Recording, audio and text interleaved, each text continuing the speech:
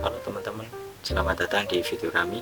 Pada hari ini, kelompok kami akan membahas salah satu teori di studi komunikasi gender, yakni teori finishing. PBB menyebutkan bahwa gender adalah urusan yang belum selesai di zaman kita. Meski sudah banyak kemajuan hukum dan sosial, ketidaksetaraan sistematik masih terus berlanjut. Dan disinilah teori finishing ini berperan. Teori finishing bukanlah doktrin tunggal, melainkan sebuah lensa analitis yang menggabungkan dua konsep utama, yakni unfinished business atau urusan yang belum selesai, dan unattainable ideal, ideal yang tidak terjangkau.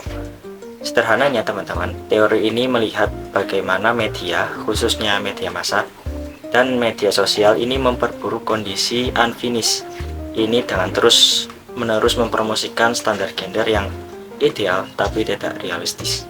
Contohnya, media seringkali menampilkan standar kecantikan fisik dan peran sosial yang sangat ideal.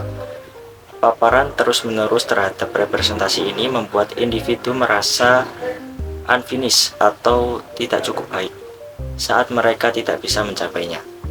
Kondisi ini tidak hanya abstrak, tetapi memiliki dampak nyata pada kesehatan mental, seperti gangguan citra tubuh, depresi, dan kecemasan. Dengan demikian, isu gender menjadi masalah personal yang terasa unfinished di tingkat yang sangat intim. Dan dalam 2 menit ke depan, rekan saya akan menjelaskan lebih rinci tentang konsep-konsep kunci dari teori finishing ini. Melanjutkan penjelasan tadi, mari kita bedah lebih dalam 2 konsep sentral dari teori finishing. Yang pertama ada konsep unfinished. Nah, teori ini mengacu pada gagasan bahwa masyarakat punya standar tentang kapan seseorang dianggap selesai atau lengkap dalam hidupnya. Misalnya, seseorang dianggap finish ketika sudah menikah, punya anak, atau sukses dalam karir. Sebaliknya, mereka yang belum atau tidak memenuhi standar ini dianggap unfinished. Istilah ini sering dipandang negatif, seolah individu tersebut belum sempurna atau gagal. Contohnya, perempuan lajang berusia matang sering ditanya, kapan nikah? Seolah-olah mereka tidak lengkap tanpa pernikahan.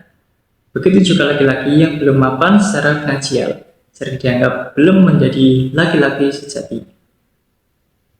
Kedua adalah unattainable ideal, atau ideal yang tidak terjangkau. Nah, standar ini biasanya ditanamkan oleh media dan budaya populer.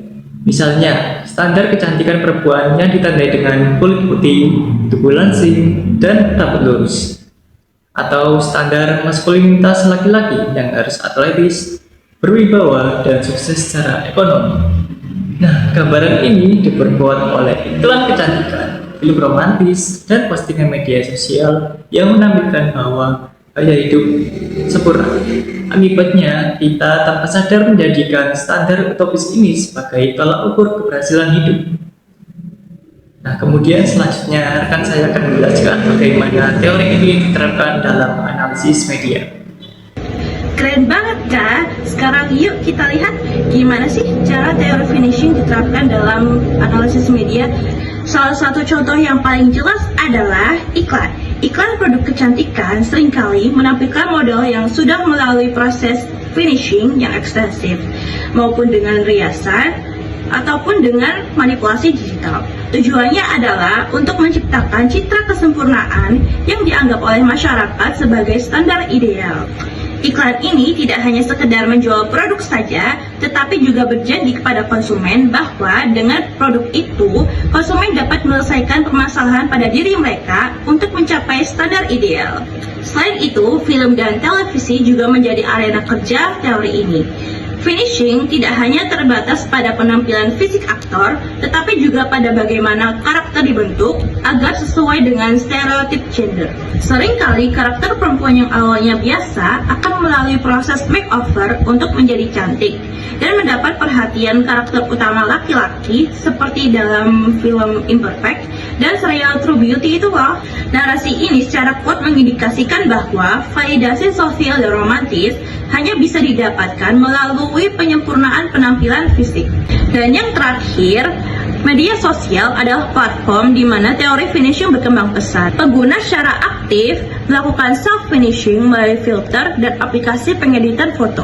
Fenomena ini bahkan memunculkan istilah Snapchat dysmorphia, yang dimana pasien meminta operasi plastik untuk meniru citra diri mereka yang ada pada filter.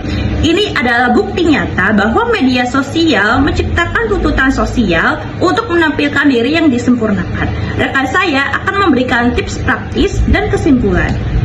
Bagaimana? Menarik bukan? Lalu, bagaimana kita bisa menyikapi semua ini?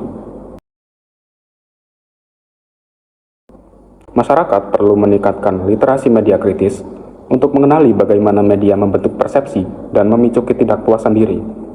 Penting untuk menyadari bahwa citra di media seringkali adalah konstruksi, bukan cerminan realitas. Daripada berusaha memenuhi standar yang tidak realistis, individu disarankan untuk memprioritaskan perawatan diri yang sehat dan fokus pada hal-hal yang mereka sukai dari diri mereka. Selain itu, penting untuk membangun citra tubuh yang positif dan menerima diri sendiri.